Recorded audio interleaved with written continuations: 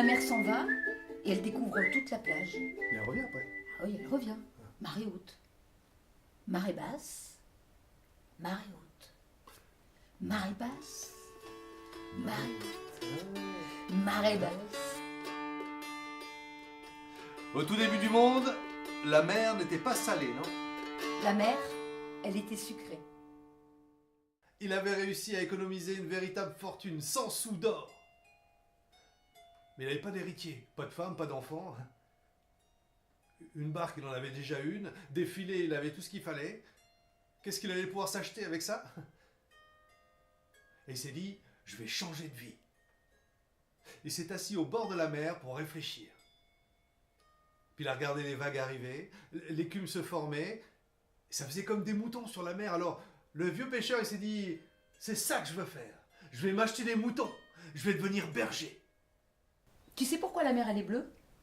Non. Et pourquoi il y a toujours des petites vagues tout le temps? Moi, je sais pas, moi, non. Et pourquoi les poissons, ils ont pas d'oreilles alors que le chien, il en a? Et pourquoi la mer, elle est salée alors que l'eau des rivières... Mais pourquoi, toujours les pourquoi. Tu crois que quand j'étais petit, moi, je te disais des pourquoi comme ça tout le temps? Bah t'aurais dû. Pourquoi? Parce que comme ça, t'aurais des réponses.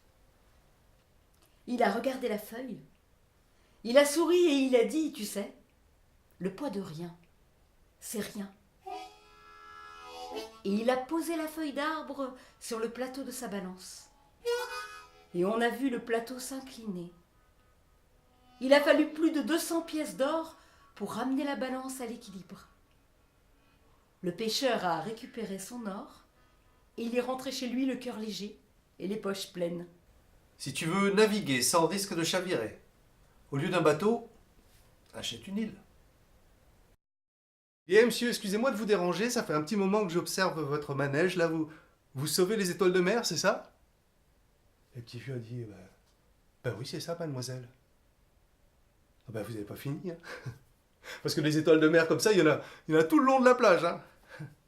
Puis je peux vous dire une chose, c'est que moi, je vais souvent au bout de la plage, et ben, au bout de la plage, il y a une autre plage encore plus grande. Ça vous fait des centaines d'étoiles de mer à ramasser encore là-bas, hein. Vous n'avez pas fini. Bon courage.